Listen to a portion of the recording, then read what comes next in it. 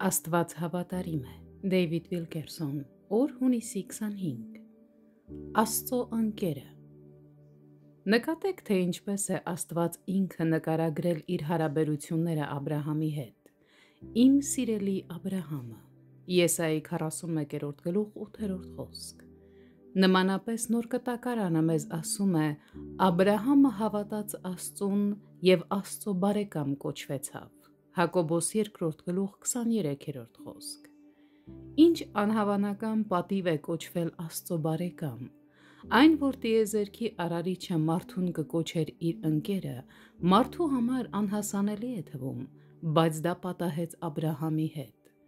Եսայիայի կողմից սիրելի համարվող եբրայերեն բառը նշանակում է կապվածություն և մտերմություն։ Հակոբոսի կողմի հունարեն գրված ընկեր բառը նշանակում է սիրելի, մտերիմ ընկեր։ Երկու բառերն էլ ներկայացնում են խորը, համատեղ մտերմություն։ Որքան մենք մոտենում ենք Քրիստոսին, այնքան ավելի ուժեղ է մեր ցանկությունը ապրելու նրա ներկայության մեջ։ Ավելին, մենք սկսում ենք ավելի հստակ տեսնել, որ Տեր Հիսուսը մեր միակ և ճշմարիտ հիմքն է։ Աստվածաշունչը մեզ ասում է, որ Աբրահամը սպասում էր այն հիմունքով հաստատված քաղաքին, որի ճարտարապետը և արարիչը Աստված է։ Եբրայեցիս 11-րդ գլուխ 10-րդ խոսք։ Աբրահամի համար այս կյանքում ոչինչ մշտական չէր։ Սուրբ Գիրքն ասում է, որ աշխարհը նրա համար օտար վայր էր, այլ ոչ թե մի վայր, որտեղ նա կարող էր արմատներ գցել։ Երկնային երկիրը, որին Աբրահամը կարոտում էր, բառացիորեն վայր չէր, ավելի շուտ այն բնակավայր էր հոր հետ։ Այս արտահայտությունը եբրայերեն երկնային երկիր բառը կոչվում է պատեր։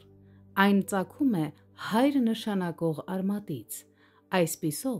երկնային երկիրը, որը Աբրահամը փնտրում էր, բառացիորեն մի վայր էր, որտեղ նա կլիներ հոր հետ։ Սակայն Աբրահամը միստիկ չէր։ Նա ասկետ չէր, որը սուրբ զգեստներ էր հագնում և հոգևոր մշուշի մեջ էր ապրում։ Այս մարդը երկրային կյանքով էր ապրում, ակտիվորեն մասնակցելով աշխարհի գործերին։ Ի վերջո նա հազարավոր գլուխ անասուններ ուներ և բավականաչափ ծառաներ, որ մի փոքրիկ բանակ կազմավորեր։ Աբրահամը շատ զբաղված մարդ էր։ Նա կառավարում և առաջնորդում էր իր ծառաներին, զբաղված էր անասնապահությամբ և վաճառքով իր ոչխարների ու այծերի։ Այնուամենայնիվ, իր բազմաթիվ առաջադրանքներից և պարտականություններից անկախ, Աբրահամը ինչ-որ կերպ ժամանակ էր գտնում Տիրոջ հետ մտերմության համար։ Իսկ դուք ունե՞ք այդպիսի մտերմություն Տիրոջ հետ, որ նա ձեզ անվանի իմ ընկերը։ Վստահ եղեք, դա հասանելի է։